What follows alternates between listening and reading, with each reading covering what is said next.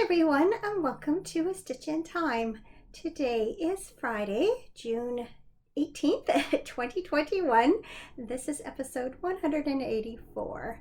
I'm Carol. I am also known as Knits and Pearls on Ravelry, and I am coming to you from my home in the Fraser Valley of British Columbia, which is located just a little over an hour's drive east of Vancouver.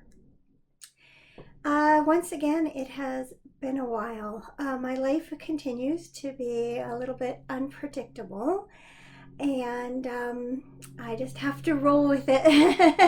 And hopefully you don't mind rolling with it too. I had planned to record earlier this week, but then I came down with a cold. So I've spent the last few days not feeling my best. The first couple days I was experiencing a sore throat, and now I've moved into the draining stage, shall we put it. So I'm doing a lot of nose blowing and sniffling and a little bit of coughing. So hopefully I won't do any, if much, of those things during this next half hour or so. I am almost certain that it is just a cold and not COVID-19, but I did go for a test this morning just to be sure. I'm just following the recommendations on our province's self-assessment tool. So it was incredibly quiet at the testing station, which is great news. Last time I was there, it was in December, and there was lineups inside and outside, and this time I just walked right in and got taken care of right away. So that's encouraging. Our numbers have continued to drop here in British Columbia. They've been consistently under 150 cases, I'd say, for the last week or two. They've definitely come down, and our opening up plan is proceeding, but I will talk about that a little bit more later on in the episode. So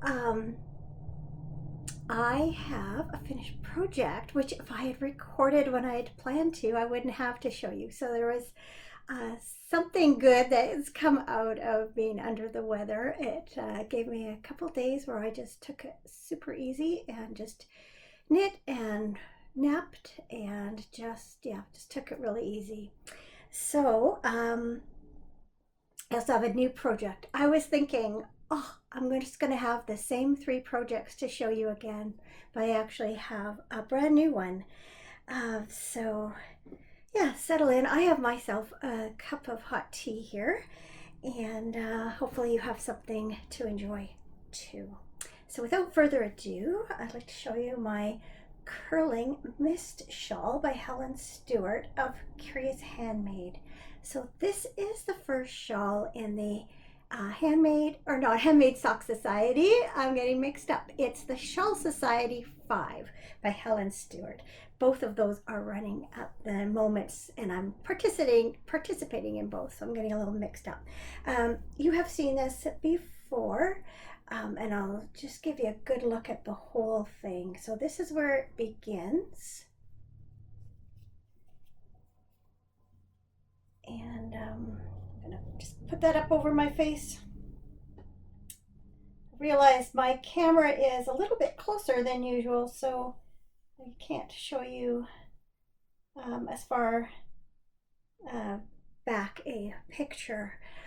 So this shawl is knit from 2 different yarns. The sample was knit in one, but I chose to do mine. Actually, the sample was knit in one colorway of a sport weight yarn. I chose 2 different similar colorways, not highly contrasting, of 2 fingering weight yarns. So the first one is the Sweet Fiber Super Sweet Sock in the Mountainscape colorway. It's an 80-20 superwash wool or superwash merino wool and nylon blend. And then I used a sock blank from Sweet Georgia Yarns, and that color was Alpine, and it was the same composition in the yarn. So I thought they would go together really well. So you can see that at the beginning, this garter stitch section is where I used the sock blank, and you can see it starts out kind of a grayish purple, which contrasts really nicely with the sweet fiber yarn, and then gradually gets a little bit darker and a little bit darker and a little bit darker and ends up more of a much more purpley gray. It looks a little different in different lights, but I do feel like even though this is obviously a different yarn, I mean, it's supposed to look different, this looks a little less, this yarn is a little less blue and a little more gray, and I have to say I think it matches best in this section. But this kind of purpley bluey color is actually part of this yarn, and when I was working on it, you know, sometimes I would really have to look to see which strand I had picked up in my hand to knit with next, because definitely it had those same tones. So I think it's turned out quite well. You can see it's pretty large. What I thought was interesting about this one, I was expecting it to be like an asymmetrical triangle, but it turned out, because of the way that the increases and decreases are done, it actually turns out to be quite a symmetrical triangle. So that is the center there, which I quite like, actually. I think it's a really nice shape and a really nice way to do this. I don't know if I've done one quite like this before. One thing I kept forgetting to mention before is that I followed a sort of a method, sort of, from oh shoot, what is her name? What's the design name? Oh, I had it right on the tip of my tongue. Oh, I can look in my notes here.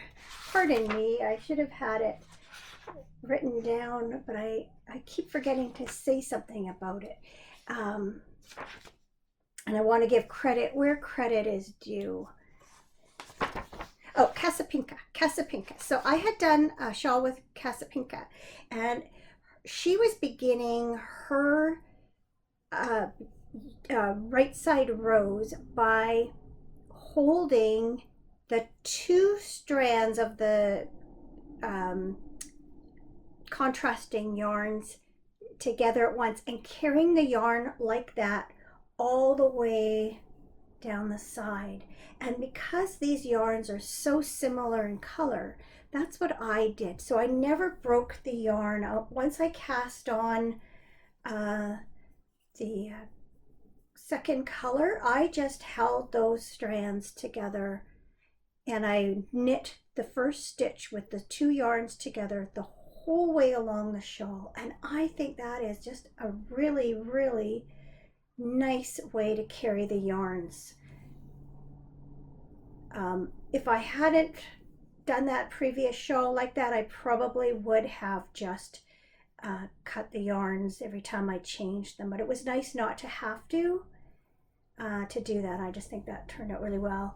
And I was a little concerned about the amount of yarn I had, because I was knitting it from a fingering weight, not a sport weight. So I had ended up going down to a 3.25 millimeter needle. I think it called for a 4, if I'm not mistaken. And then I also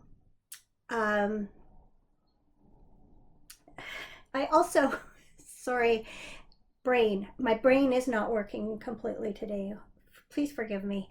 I was lucky because the sock yarn blank actually weighed quite a bit heavier than it said.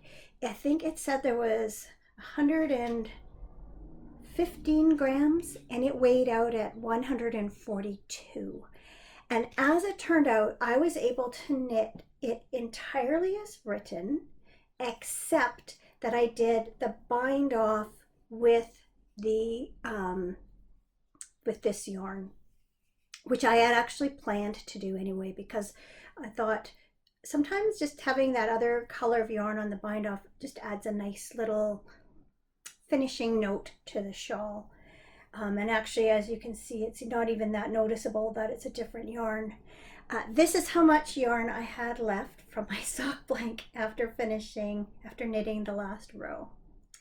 So a little yarn chicken going on, but I also knew that if I needed to, I could go back a row or two and just end the shawl a little bit early. But as it turned out, I didn't have to. So yeah, just I think it turned out really nicely.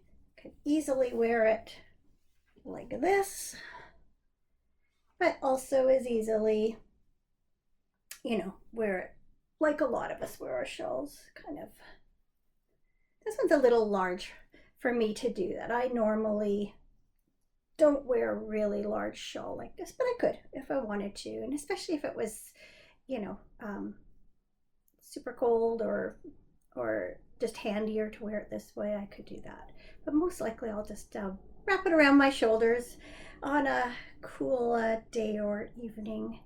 And I really, really love this yarn. I love, just very happy with the shawl. Yeah, so one last look. There you go. All right, I have to blow my nose, so I'll be right back with the work in progress, first work in progress. All right, so my first work in progress is a pair of socks that you've seen before. It's knit from this yarn from Fiber Nymph Dye Works, and it is the second installment of the Backyard Birdwatchers Club, and this installment's colorway is Blue Jay. So the main yarn has these stripes, and then there was a mini to go with it for heels and toes. So I've done a fair bit on these, I guess. I have inserted the heel now. Did my usual yarn over short row heel, and as you can see, I think when I last recorded, I think I had just reached this point here where I was ready to put the heels in on both socks, now that I think about it. So as you can see, I've done the heel. I love how the light catches the sparkle. I really do love a sparkly yarn. So I'm this far on one sock, and I'm just a little bit shy of that on the second sock. So those are coming along. Not a whole lot more to say about them. Just they're basically a plain vanilla sock, top down, 2x2 rib, 2mm needle, 64 stitches. So I think that's all you need to know.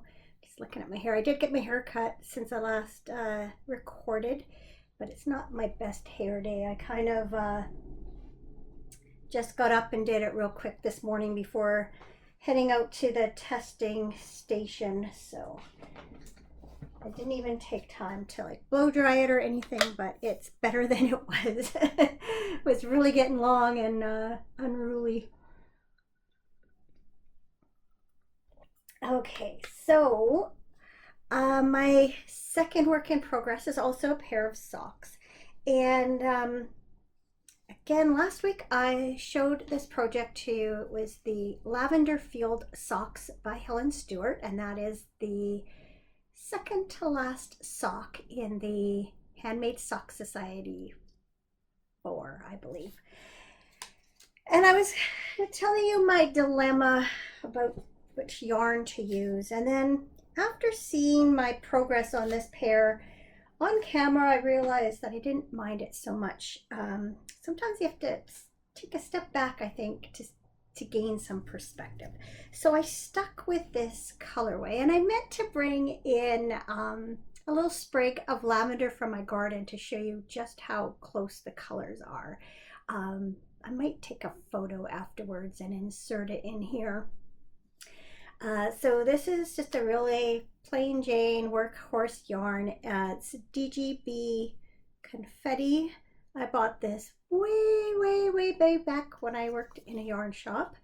It is color 9035, and that, according to Ravelry, the colorway is called Mauve, which I guess is, I don't know if I would call that mauve. I do call it sort of periwinkle or lavender, purpley blue, but that's okay. They can call it what they want. And I will show you what I've got done. I'm at the same point with both socks, and that is that I have just finished the gusset decreases. So I've done a fair bit on these. I do want to try and wrap them up before the final sock pattern comes out, and that's at the beginning of July. So once I was past the initial top of the sock, it's just been plain stockinette till there. It has an eye of partridge heel, and that's a plain foot. So it's been a good one just to work on, sort of what I call mindless knitting, or what many of us call mindless knitting. And I was concerned about the top rolling. I did give it a bit of a steam block, which has helped. I had a few people comment about being worried that because it doesn't have any ribbing, that the sock wouldn't stay up if they knit it longer. But I've tried this on my leg and it seems to be fine. So don't let that stop you. I just don't personally like a shorter sock. So even though the original pattern is, it's not ankle length, but it's not this long by any stretch. I went ahead and knit them the length that I prefer my socks, and it stays up fine. So there's a look at it on the sock blocker. It really is quite a pretty sock, and it really is a pretty color of yarn. It's just that little bit of a rougher feel than some of the, beautiful hand-dyed yarns that I often work with.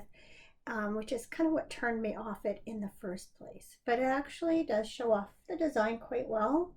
You can really see the eye of partridge stitches kind of popping, and the lace looks good, and it'll really open up once I block it. So I am happy with it. It's just, once this was done, not very exciting to knit, because it really is just plain stockinette till you get to the heel, and it's a plain yarn.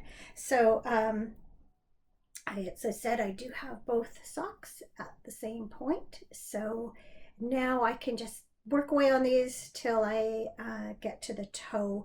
And I've put a stitch marker in where I finished the gusset decreases, and then it just helps me keep track of, I don't put them in regularly, but after a while I'll count. Like when I was doing the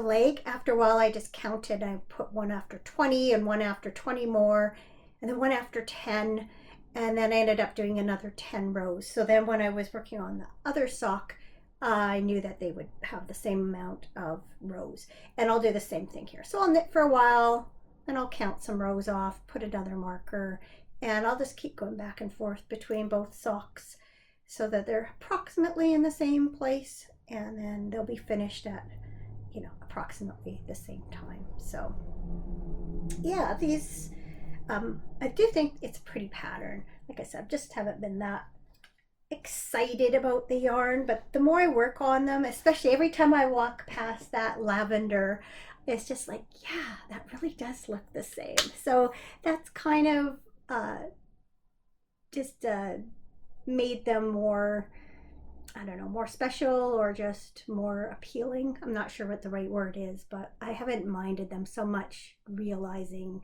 that they truly do look like lavender. Well, that little foam break gave me a chance to blow my nose again. So my third and final work in progress to share with you this week is the newest shawl in the Shawl Society. It came out yesterday, and I was so pleased. I had just the perfect yarns waiting for it in my stash. So this is the shawl. It's a long crescent shape with short bow shaping, and it is called the Silver River Shawl, and that's a reference to the Milky Way. It was inspired by the Milky Way. And I've had these two skeins from Black Cat Custom Yarn sitting in my stash for a couple of years now, I think. And they are just perfect for it, I think. So don't know if you can tell in this light, but they are sparkly. They're on the Blingtron 400 color, not colorway, Blingtron 400 base. There's Black Cats. Whoops. They are a local to me dyer and brick and mortar store. So Blingtron 400 is 84% superwash merino wool, 16% silver stellina. So this green is the Frogger colorway. And then how perfect is this? This one is called Starry Night. And it was actually inspired by one day the dyer had my daughter and a friend of hers, and I think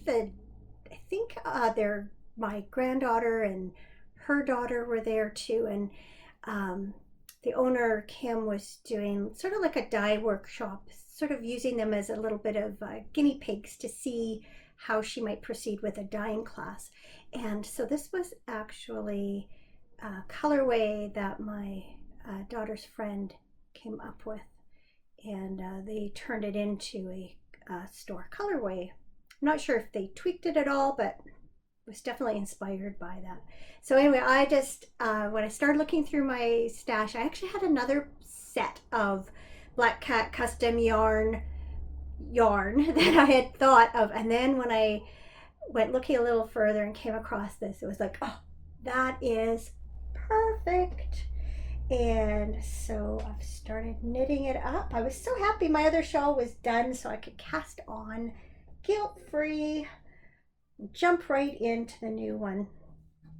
So I have the first bit done. So whoops.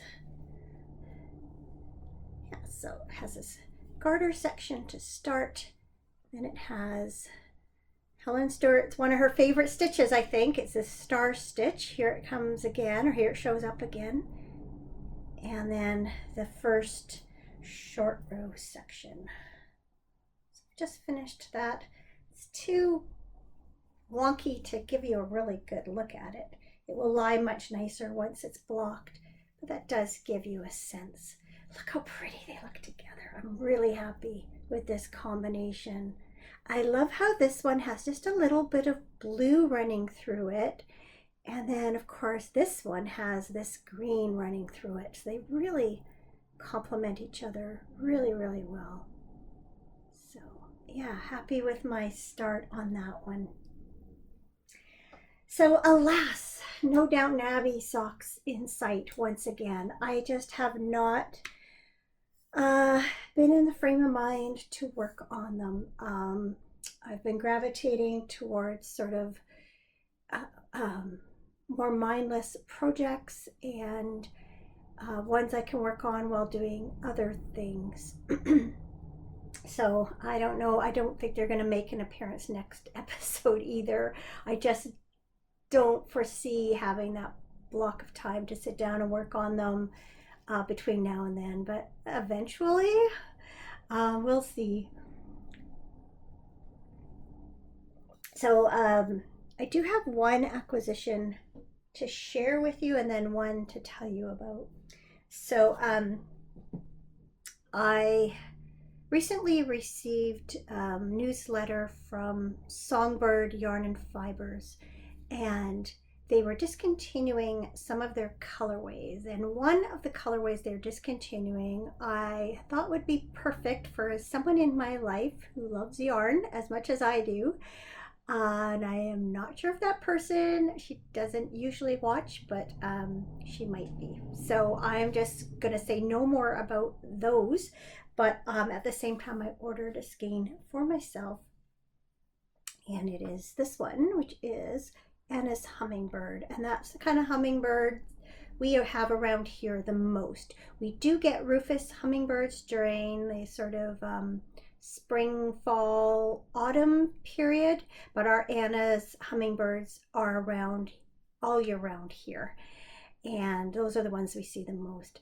Uh, this is a very bright pink. They are more crimsony, the males when they catch the light than this hot pink, but the colorway was just so pretty and fun. So I bought that for myself, and then this one had this little stitch marker attached, or a progress keeper actually. And I actually used it on this shawl at first because it was like the perfect color. At the very beginning, when I couldn't differentiate between the right side and the wrong side, I had it pinned to the front here of the garter section, but I have since taken it off and I just put it back on here just for the sake of showing it to you because it was attached to the skein when I got it. So I thought that was a nice little touch. So I was thinking that this is another fauna and fauna foliage. No, I don't know. I'm so mixed up.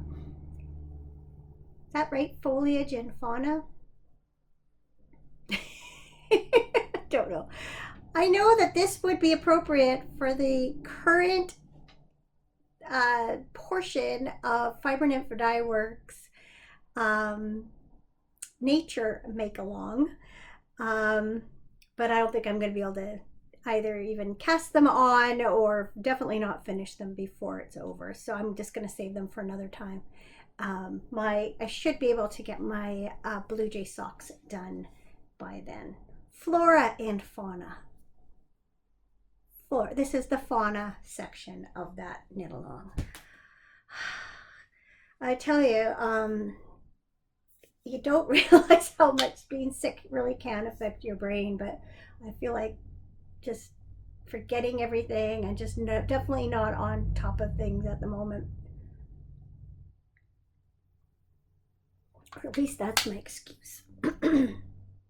Okay. Oh, and I also wanted to mention that I know many of you have been watching for a long time and have seen the last couple of years that I have had Fiber Nymph Dye Works holiday mini collection that I've opened every day of December leading up to Christmas.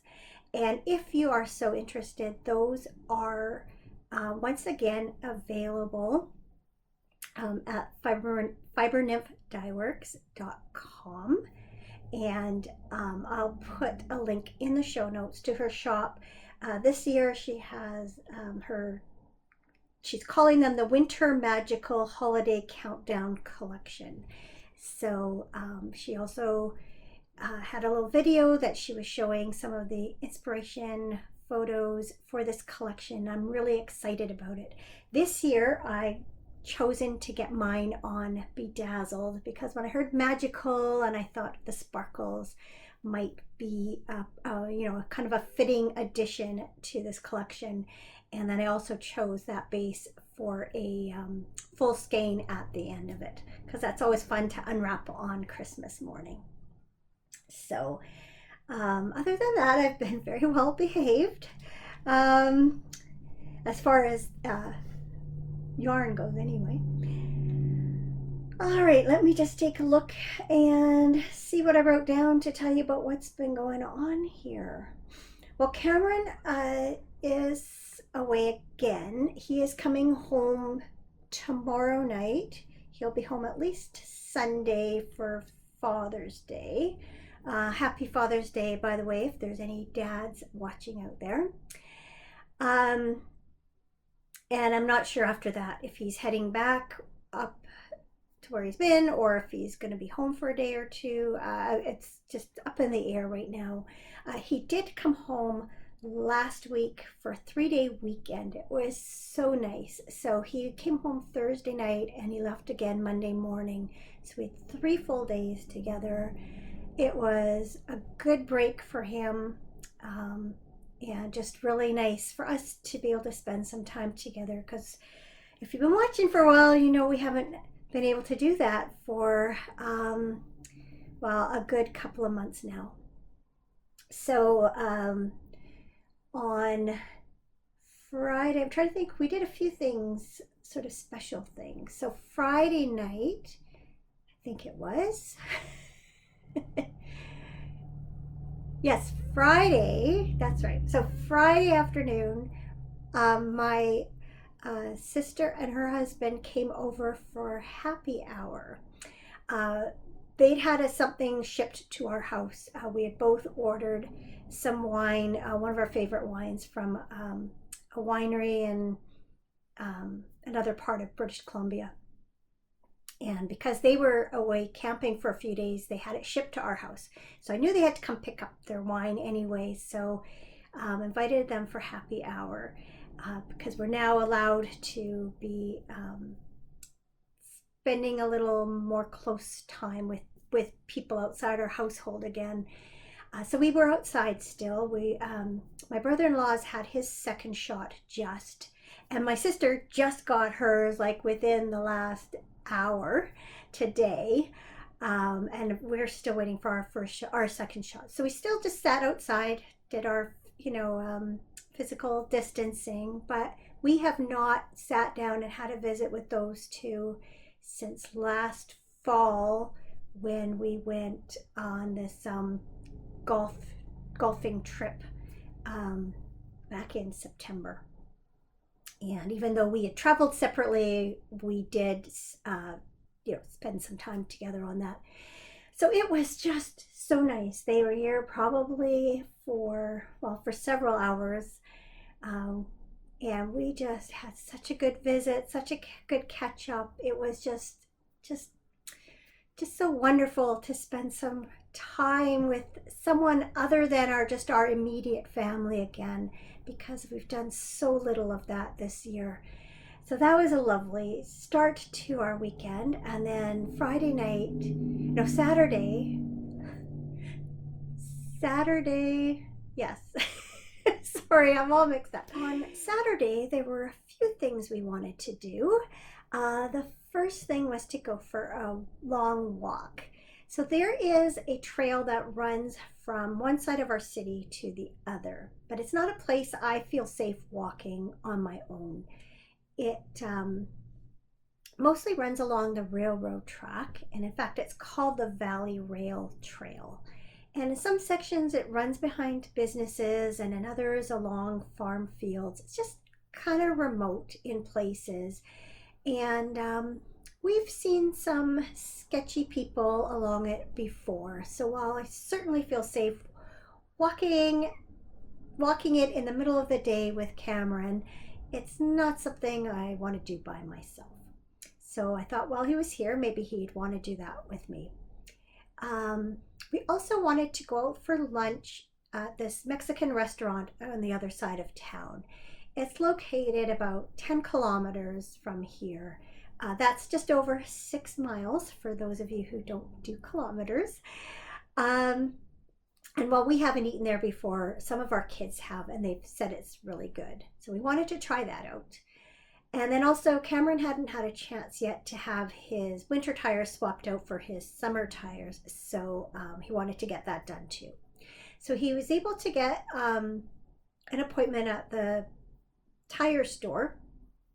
And it's located closer to the beginning of this trail than our house is. So we both drove to the shop, and then we started our walk from there.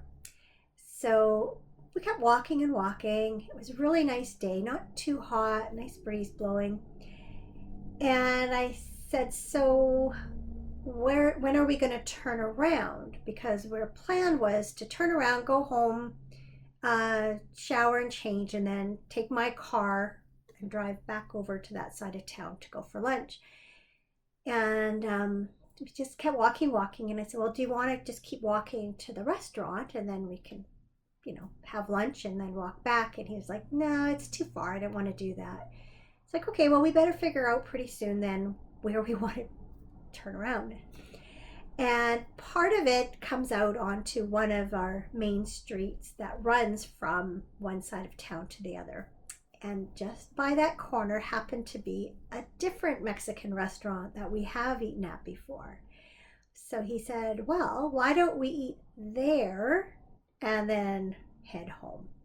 So even though we didn't get to try the other Mexican restaurant, we did get to have Mexican food for lunch, and it was really good. And an adult beverage also. I had a white sangria that was just really delicious, and he tried out one of their beers. And we ended up splitting a lunch because we knew we would just be so full after, because we started with chips and salsa and guacamole, and it's like, yeah, let's just have a split a meal so we're not so full. And even though we did that, we were both pretty full walking home. And then, as it happened, his car was ready to pick up by the time we got back to our side of town, and so we just walked to the tire shop and then drove home from there. So it was just a really nice sort of walk and lunch and walk. And then our son and daughter-in-law had invited us to go to their place for happy hour that day. So we did do that, and that's the first time we've sat indoors with them in a very long time. So they've both had COVID and have had one vaccination. We've both had our first. So we felt like it was pretty safe.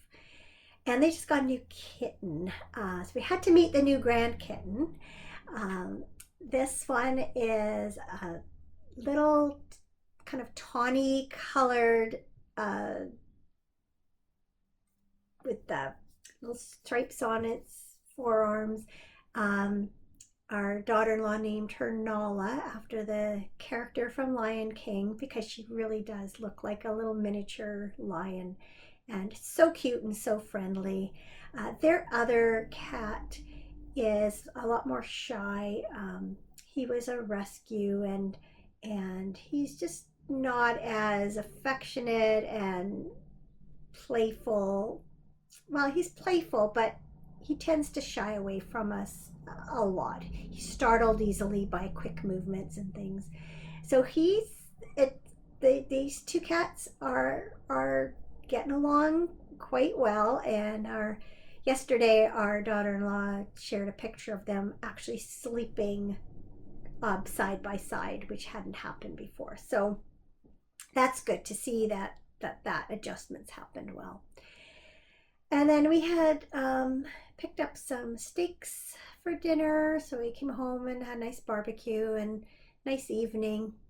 And then the next day, I spent part of it doing some meal prep, because once again, I cooked up a few days worth of dinners and portioned them out for both of us so that Cameron would have some sort of homemade food to eat instead of restaurant stuff all the time, or fast, like prepared supermarket meals and things, frozen entrees as they call them. And then that evening we had dinner at our daughter's and son-in-law's place. So our son-in-law had gotten a pork shoulder that he was smoking. A few months ago he bought a smoker, so he's had us over for ribs, and this time it was for like pulled pork. And so the whole family was there, so it was nice to all be together. Just had a very lovely evening there too. Unfortunately, then Cameron had to head back to work Monday morning, but he is coming home Saturday night, so he'll be here for Father's Day. I think I already said that. Did I? Anyway, he will be here for Father's Day at least, and then I'm not quite sure if he's heading back right away, or if he'll be home for a day or two. It's kind of up in the air at the moment, but things are settling in where he is. The new managers now moved up there and getting familiarized with everything. So far they're on top of inventory. Next week's going to be the toughest. It's their most intense week for inventory, and they are still short-staffed, although there are some promising applicants there too. So he's hoping within next week or two to hopefully have things back to an even keel there at that store so that he can come home permanently. So we'll see. Fingers, toes, arms, legs, everything crossed. So while he's been gone, I've been trying to tackle some projects that I've been basically ignoring for a while. And one of them was to organize my hand knit socks. So I have a lot. If you go look at my Ravelry projects page, you will see that I have knit a gazillion or so socks. And while I do give some away as gifts, I keep most of them for myself. And I did have 2 sock drawers in my dresser and quite a few stored under the bed in various zippered bags that come with like comforters and things. I also had a whole lot piled on my dresser that I really needed to sort through and find homes for. So what I ended up doing is basically going through every sock that I own, checking them all for wear and moth activity, and sorting out which ones I wanted to keep, which ones I wanted to give away. So I found, I think I only had 2 that had some moth holes in them. And I think I found 2 pairs where I had worn through on the heel. So I just chucked those. I wasn't about to darn them. I don't need to darn them. They've served their purpose. And my daughter-in-law is just a little bit smaller foot. My daughter-in-law has a little bit smaller foot than I do. And when I first started knitting socks, I tended to often start the toe just a little too early. So I pulled some of those socks out that I thought might fit her, and she went through them and kept the ones that she wanted. I had one, my daughter's feet are a little bit bigger than mine, so I had 1 pair that I gave to her, and then just pulled out some that I don't want. So I'm going to donate those. The rest I went through and organized, and I put all of my plain and ribbed socks into my dresser. So I have 2 drawerfuls of those, and they're just nicely full. They're not overflowing like they were before. Excuse me, my nose is dripping. So then I went through all my other socks and organized them by things like designer, because for instance I knit all the socks out of Chrissy Gardner's Indie Socks book, plus a few others of her patterns. So I put all of those together, all my Cookie A's together, Very Busy Monkey. I had knit tons and tons of Hunter Hammerson socks because I knit the whole book of Silk Road socks, plus 2 of her Knitter's Curiosity cabinet socks. There were a few I had it from, I think, the 2nd book. And then a bunch of her other patterns too. So I put all those together, and then I just went through and I looked at my Ravelry projects and I kind of sorted them from the earliest socks to the most recent and just organized them all. I also put all my Christmas and winter socks into one thing. All my Helen Stewart Sock Society socks, of course, Halloween socks. So I realized, going through them and trying them all on and realizing how much I wished I wore them more, because there are some socks I've never worn. There are some socks I've only worn a few times, and then they get put away because I do tend to go to my plain vanilla socks the most, partly because I think they were in my sock drawer. So I've decided this winter that I am going to pull out or I guess say fall, winter, spring, pull out a thing of socks. What I ended up doing is I had some bags that we had recently bought new pillows, and these were plastic, but they have like fabric going around the outside, so there's a lot of ventilation. So I've ended up moving most of them into those bags. And what I'm going to do when it starts to be more of a sock knitting weather again, or sock wearing weather again, pardon me, I'm just going to pull out one of those bags, wear all the socks in there, put them all back, pull out another one. And so hopefully this winter, or this fall, winter, spring, I'll get to wear all of those at least once, if not some of them twice. And yes, I do have that many socks that I might not get through all of them twice.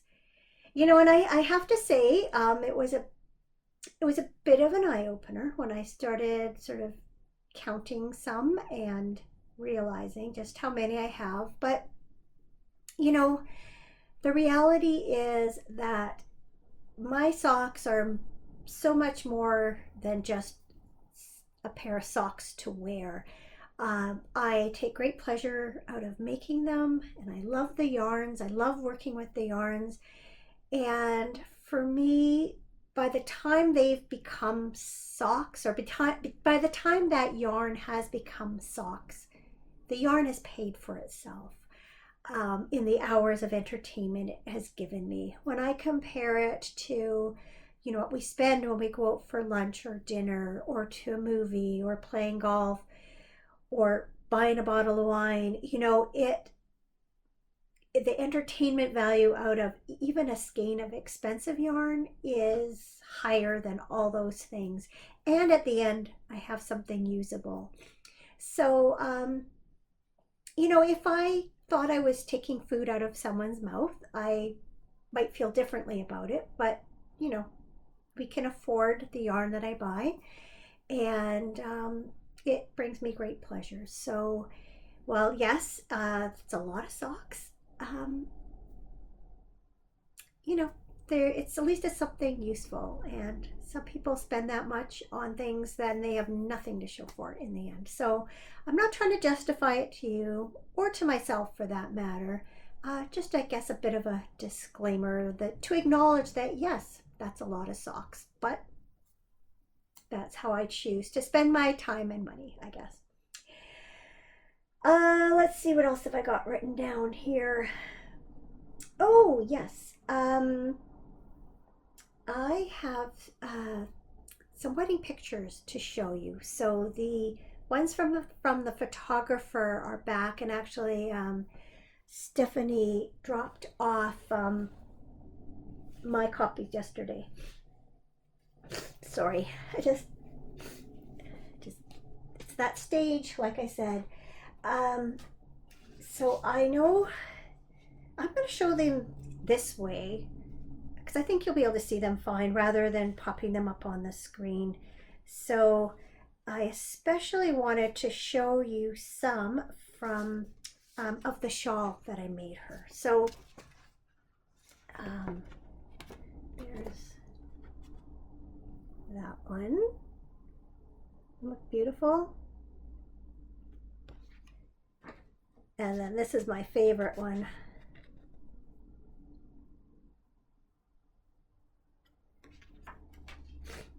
And then there's this one that she's got. There's she and my son. And I actually realized that she didn't wear the shawl for the ceremony, but she put it on, I think, when we were doing toasts or cake or something like that. And then I realized through all her formal shots, all the group shots and everything, she's got it on. So that's kind of neat. Just thought that was really pretty from the back. And then show you a couple pictures with my cardigan so you can see that up close. So that's us watching them dance. So you get a better look at what I was wearing. And then this is such a fun picture. So I'll explain it before I show it to you. So once we were all done, Matt and Steph were going to go over to our daughter's place. and our younger granddaughter was supposed to have been the flower girl. And of course, because we had a COVID wedding and weren't allowed to have everyone there, that she wasn't able to be the flower girl. So Stephanie and her bridesmaid had spent the night before the wedding pulling these roses apart. So they had red and white rose petals that we sprinkled all the way up sort of the aisle. And somebody had an idea of why don't they take some of these rose petals over to our daughter's place so that our granddaughter could, toss them and stuff. So I went and grabbed a bowl from the kitchen, was gathering them up, and my husband was gathering them up with me. And then he took a pile and he threw them up in the air. And the photographer went, "Oh, do that again." And so the first time it was spontaneous, the second time it was staged, but it was such a fun picture because he really just did do that. So I really love that photo of us. So just thought you might enjoy those because I know I only had sort of a few blurry kind of shots to show you before because we didn't, I didn't have my camera, I wasn't taking them and everything. So I am happy to say that, I'm happy to say that both Cameron and I have appointments for our second vaccination shots coming up. Because we had AstraZeneca for our first ones, we had a choice of either getting one of the mRNA shots for our second one or a second AstraZeneca. So two of my sisters and my brother-in-law that had shots, their first shots the same day that we had ours, they're all getting their second shots today. So actually by now they're all done. But we received contact first to set up appointments for the mRNA shots, and I decided to just go ahead and we just went ahead and booked them not saying that very well. We went ahead and booked those ones, in part because they were the first ones available to book, and also in part because after some consideration, I decided that I wanted an mRNA shot for my second one. And as it turns out now, that is what's being recommended. Not that the second AstraZeneca isn't effective. It still should prevent you from serious illness, and it reduces the chance of passing it on, catching it or passing it on. But there seems to be more and more evidence that having the other is more beneficial. So the earliest available date for mine was Canada Day. So I will be celebrating Canada Day, July 1st, by getting my second vaccination. And then Cameron there was a bit of a glitch with his online registration. They had his birth date wrong for some reason. So he wasn't able to book his until the 4th of July, Independence Day in the United States. So I thought both were rather fitting to celebrate, those holidays by getting our shots. So I'm not looking forward to the potential side effects, but I am looking forward to being fully vaccinated. I think it's just gonna open so many doors as more and more people around us are getting their second shots also. Did I mention, I think it was 2 weeks ago today that my mom got her second shot. So she's fully vaccinated now. So I believe I mentioned at the beginning of the podcast that our numbers are way down, which is really good. And so we were able to move into our next phase of the easing of restrictions. And that's my something good. So my something good is we get to travel again for in our province for any reason. Before, up till now, it was just for essential travel. Now we are free to move about the province. So we are heading up to the cabin next weekend. That was the original weekend of our daughter and son and daughter-in-law's wedding. Matt and Steph were supposed to get married up at the cabin next weekend. Um, and of course, with COVID-19, that did not happen. But they have been planning to hopefully be able to go up, and they're going to spend the weekend plus the following week there. And they really wanted us and Stephanie's parents to spend the original wedding weekend up at the cabin with them. So that's the plan. Now, the hitch is that because of restrictions, the all the opening up procedures haven't been done, and the main one of that is getting our water connected, and that's always a bit of a gamble. The last 2 years it's gone very smoothly, but sometimes we have issues getting it from the spring to the tank. A lot of the pipe that comes from the spring runs in the creek, and if the water has been running really high, sometimes sections of the pipe will come apart. Or last year, later in the season, we were having problem with getting water, and it turned out that one section of the pipe had sort of gone back, twisted back on itself, and cut off most of the supply. So added to that is that later this fall we are going to be installing a new system at the spring end, a new way to get the water in the first place and then have it come down to the tank. And so my cousin has a friend who does this kind of or oversees this kind of work. He's agreed to help us through this project, so he wanted to be there for opening this year so that he could sort of see it from start to finish, and also be able to give us some work to do beforehand to prep for this work that will actually take place later in the summer. And his available weekend was this weekend, or he couldn't do it this weekend.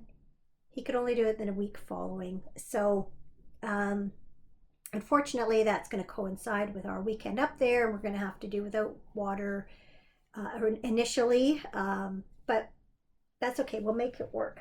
Sorry to be doing this. My nose is just running like a tap all of a sudden. So good thing I'm just about finished. So yeah, I probably didn't say any of that very well, but it'll be a bit of a work weekend as well as a fun weekend. Cameron's not even 100% sure if he's going to be able to go. Really hoping so. I know he's going to do everything he can to go. I will go regardless. Our younger son and his friend are going up this weekend, so they'll rough it without water. They'll bring drinking water with them and manage with creek water for, boil that for things like washing dishes and stuff. So jealous. I can't wait to go up. That's just my happy place. So I'm so excited to be able to do that. Not this coming weekend, but the next one. So that's my something good. And we're getting one step closer to be able to spend time face to face with my mom, no masks. So by mid-July, be able to have the grandkids stay over. We plan to take them up to the cabin at some point this summer. We'll be able to, go and spend time with my mom and hug her and all that stuff. And we also are planning to get over to Vancouver Island to go see Cameron's mom, because it has been, a year and a half. It was New Year's Day 2020 is the last time we saw her. So now that travel restrictions are lifted, we'll be able to go visit her too. So lots of good things coming up. All right, I think that's it for this week. It's so good to be back talking to you again. I doubt I'll be recording next week because if we are heading up to the cabin for the weekend, we'll either go up Friday night or Saturday morning, and I'll have all the packing and stuff to do before that. So don't look for an episode next week, but I should be able to put one up the week following. So I'm sorry it's just been so, haphazard lately, but that's just my life right now. And this is a hobby, not a job, and so I have to make it fit into my life. And sometimes there are other priorities. I'm sure you understand that. So thank you so much for watching once again. And I look forward to being back with you again very soon. Take care until then. Bye.